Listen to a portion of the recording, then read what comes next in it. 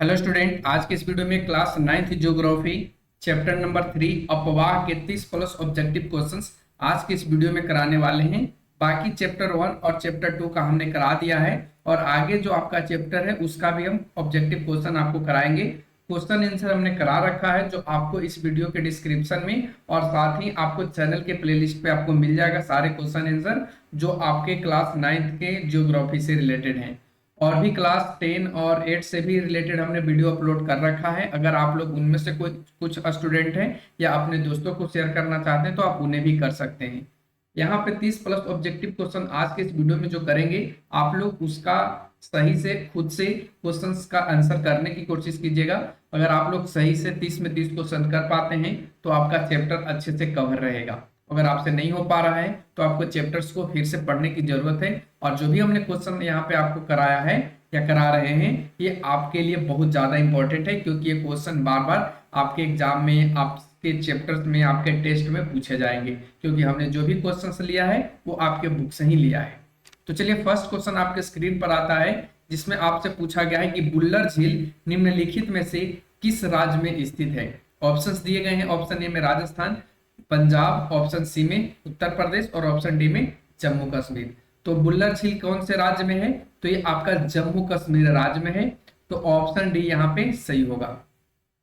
आपसे कहीं कहीं इस क्वेश्चन को ऐसे घुमा करके पूछ लिया जाएगा कि बुल्लर झील कैसा झील है या किस तरीके का ये झील है, तो आप बोलेंगे इसे ये जो झील है वो मीठे पानी का झील है। ठीक है, किस तरीके का झील है? तो मीठे पानी का ये झील है। ये भी आपको ध्यान में रख लेना है।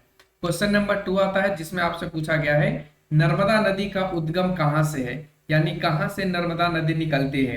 ऑप्शंस दिए गए हैं सतपुड़ा, ऑप्शन बी में अमरकंटक, ऑप्शन सी में ब्रह्मगिरी और ऑप्शन डी में पश्चिमी घाट के ढाल से।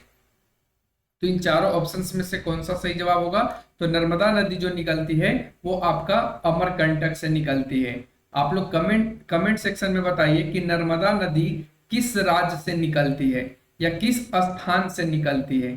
हम आपसे क्वेश्चन ये पूछ रहे हैं कि नर्मदा नदी किस स्थान से निकलती है। तो ध्यान रखिए, आप लोग इस प्रश्न का उत्तर कमेंट सेक्शन में जरूर बताइए। अब आता क्वेश्चन नंबर 3 जिसमें पूछा गया है कि निम्नलिखित में से कौन सी लवणीय जल वाली झील है। लवणीय के मतलब नमकीन, यानी वह कौन सी नदी है, ठीक है, वह कौन सी झील है जिसके पानी जो है वो नमकीन होता है। ऑप्शंस दिए गए। ऑप्शन ए में सांभर झील, ऑप्शन बी में बुल्लर झील, ऑप्शन सी में डल झील और ऑप्शन डी में गोविंद सागर झील। तो इस प्रश्न का राइट आंसर कौन सा होगा? ये सांभर झील। अब ये सांभर झील जो है वो लवणीय झील है। बाकी यहाँ पे ये जो आपका अभी हमने आपको बताया था बुल्लर झील, ये मीठे पानी का झील है, यानी मीठे पानी का कहने का मतलब इसमें नमकीन की कोई मात्रा है ही नहीं। फिर डल झील वैसा ही है और गोविंद सागर वैसा ही है। तो आपको ध्यान रखना है ये 3 आपका मीठे झील है और ये आपका लवणीय झील है। अगला क्वेश्चन सादा है, निम्नलिखित में से कौन सी नदी प्रायद्वीपीय भारत की सबसे बड़ी नदी है। ऑप्शंस दिया गया है नर्मदा, गोदावरी, कृष्णा, महानदी। तो प्रायद्वीपीय भारत की सबसे बड़ी नदी कौन सी है? तो ये आपकी गोदावरी हो जाएगी। ऑप्शन बी यहाँ पे बिल्कुल सही जवाब होगा। अगला क्वेश्चन आता है क्वेश्चन नंबर 5 जिसमें पूछा गया है कि निम्नलिखित नदियों में से कौन सी नदी भ्रंश घाटी से होकर बहती है।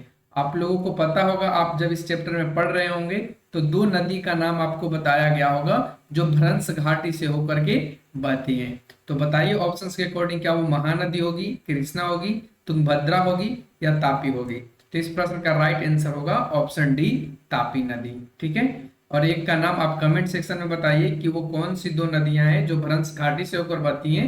एक तो आपका तापी हो गई और सेकंड आपका कौन सा होगा, आप कमेंट सेक्शन में जरूर बताइए।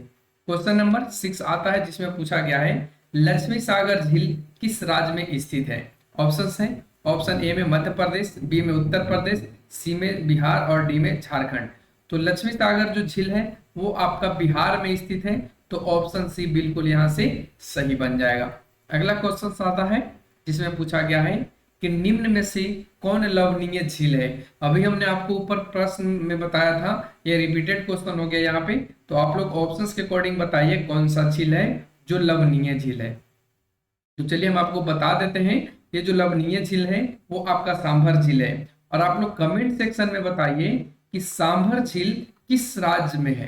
ठीक है, सांभर झील किस राज्य में है, ये आपको कमेंट सेक्शन में बताना है। अब बढ़ते आगे क्वेश्चन नंबर 8, जिसमें पूछा गया है गंगा नदी पर गांधी सेतु किस शहर के निकट अवस्थित है। बहुत अच्छा क्वेश्चन है और ये आपको बहुत बार पूछा भी जा चुका है, चाहे वो कॉम्पिटेटिव हो चाहे वो आपके स्कूल का टेस्ट हो। ठीक है, तो गांधी जो सेतु पुल है गंगा नदी पर, वो कौन से शहर के निकट है। क्या वो भागलपुर है, कटिहार है, पटना है या गया है। तो गांधी सेतु पुल कहाँ पे है, आप सभी को पता होगा, ऑप्शन सी पटना में है। अगला क्वेश्चन आता है क्वेश्चन नंबर 9, जिसमें पूछा गया है कि सिंधु जल समझौता कब हुआ था। ऑप्शन है 1950, 55, 60, 65। तो बताइए सिंधु जल समझौता कब हुआ था। तो ये आपका ऑप्शन सी सही होगा, 1960 में। कहीं कहीं आपको एक क्वेश्चन ऐसे घुमाकर पूछ लिया जाएगा कि सिंधु जल समझौता किन दो देशों के बीच हुआ था। तो आप लोगों को याद रखना है, इंडिया यानी भारत और पाकिस्तान के बीच। ध्यान रखना है, भारत और पाकिस्तान के बीच, पाकिस्तान के बीच, तो आपको ध्यान रखना है। अगला क्वेश्चन आता है क्वेश्चन नंबर 10, जिसमें पूछा गया है सांगपो किस नदी का उपनाम है। सांगपो किस नदी का उपनाम है, यानी इसका एक नाम है सांगपो। ऑप्शन ए में गंगा, ऑप्शन बी में ब्रह्मपुत्र, ऑप्शन सी में सतलुज और ऑप्शन डी में गोदावरी।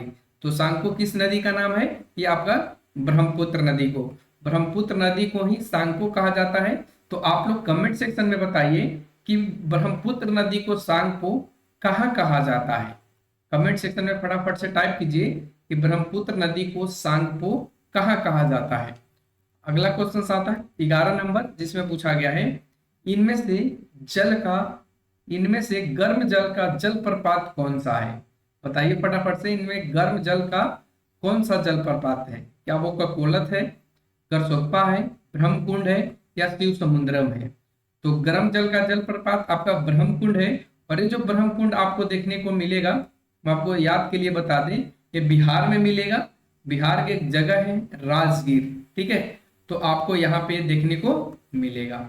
अगला क्वेश्चन आता है क्वेश्चन नंबर 12, जिसमें पूछा गया है कोसी नदी का उद्गम स्थल कहाँ है। ऑप्शन है, ऑप्शन ए में गंगोत्री, बी में मानसरोवर, ऑप्शन सी में गोसाई धाम और ऑप्शन डी में सतपुड़ा श्रेणी।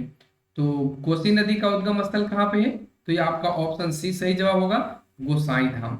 ठीक है, आप लोगों को कमेंट सेक्शन में बताना है कि बिहार का शोक किस नदी को कहा जाता है। बिहार का शोक किस नदी को कहा जाता है, फटाफट से कमेंट में टाइप कीजिए और इस प्रश्न का उत्तर लिखिए कि बिहार का शोक किस नदी को कहा जाता है। अगला क्वेश्चन आता है क्वेश्चन नंबर 13, जिसमें पूछा गया है कि विश्व की सबसे बड़ी अपवाह द्रोणी कौन सी नदी की है। ऑप्शन ए में गंगा नदी, ऑप्शन बी में नील नदी, ऑप्शन सी में अमेजन और ऑप्शन डी में ब्रह्मपुत्र। क्वेश्चन में पूछी गई है, यहाँ पूछा गया है कि विश्व की सबसे बड़ी अपवाह द्रोणी कौन सी नदी की है। ठीक है, विश्व के बारे में पूछा गया है। तो इस प्रश्न का राइट आंसर कौन सा बनेगा, ऑप्शन सी अमेजन नदी। ठीक है, अगला क्वेश्चन, तिब्बत में किस नदी को सांगपो कहा जाता है। मोस्ट वीवीआई क्वेश्चन यहाँ पे, क्योंकि ये क्वेश्चन जो है ना बहुत जगह आपको बहुत जगह, चाहे वो कॉम्पिटेटिव हो टेस्ट हो, आपको देखने को मिलता है सांगपो के बारे में। ठीक है, तो बताएंगे कि किस नदी को तिब्बत में सांगपो कहा जाता है। ऑप्शन ए सतलुज को, ऑप्शन बी सालिवान को, ऑप्शन सी मिकांग को और ऑप्शन डी ब्रह्मपुत्र को। तो देखिए तिब्बत की ये दो अन्य और नदियां हैं, मिकांग नदी और सालिवान नदी, लेकिन ब्रह्मपुत्र को यहाँ पे तिब्बत में क्या कहा जाता है, सांगपो कहा जाता है। तो आपको ध्यान रखना है, सांगपो तिब्बत में कहा जाता है ब्रह्मपुत्र नदी को। अगला क्वेश्चन आता है क्वेश्चन नंबर 15, जिसमें पूछा गया है सिंधु नदी का उद्गम स्थल कहाँ है। फटाफट से बताएंगे सिंधु नदी का उद्गम स्थल कहाँ है, यानी वो कहाँ से निकलती है। ऑप्शन ए अमरकंटक से, ऑप्शन बी मानसरोवर झील से, ऑप्शन सी गंगोत्री से और ऑप्शन डी यमुनोत्री से। तो सिंधु नदी का उद्गम स्थल कहाँ है, तो ये आपका मानसरोवर झील है। आप लोग कमेंट सेक्शन में बताइए कि मानसरोवर झील कहाँ स्थित है। ठीक है, मानसरोवर झील कहाँ स्थित है, यानी उस जगह का नाम बताना है। ठीक है, फटाफट से कमेंट सेक्शन में टाइप कीजिए मानसरोवर झील कहाँ स्थित है। अगला क्वेश्चन, निम्न में से कौन सी नदी सिंधु की सहायक नदी नहीं है? Option a Sutlej, option b Beas, option c Ravi और ऑप्शन डी कोसी। तो इन सभी ऑप्शंस में आपका जो राइट आंसर बनेगा वो बनेगा कोसी नदी। बाकी जो सतलज ब्यास रावी है ये सिंधु नदी का उद्गम स्थल है, सॉरी उद्गम नहीं सहायक नदी है, ध्यान रखना सहायक नदी है सतलुज ब्यास और रावी। अगला क्वेश्चन आता है क्वेश्चन नंबर 17, जिसमें पूछा गया है कि भारत का सबसे ऊंचा जलप्रपात कौन सा है? ऑप्शन ए जुग्गर सप्पा, option B Kunchikal, option C Shiva Samudram और ऑप्शन डी केवती।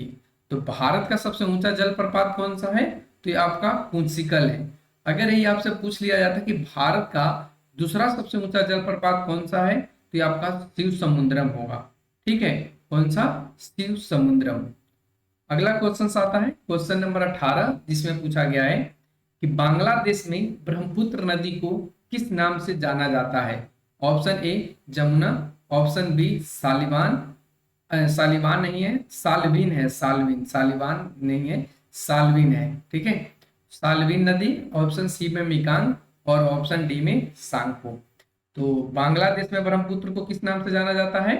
तो ये आपका सही जवाब बनेगा जमुना नदी, ऑप्शन ए बिल्कुल सही होगा। देखिए ब्रह्मपुत्र का 3 जगह 3 नाम है, आपको ध्यान रखना है। आगे एक और नाम देखने को मिलेगा जो आपको अरुणाचल प्रदेश में देखने को मिलेगा।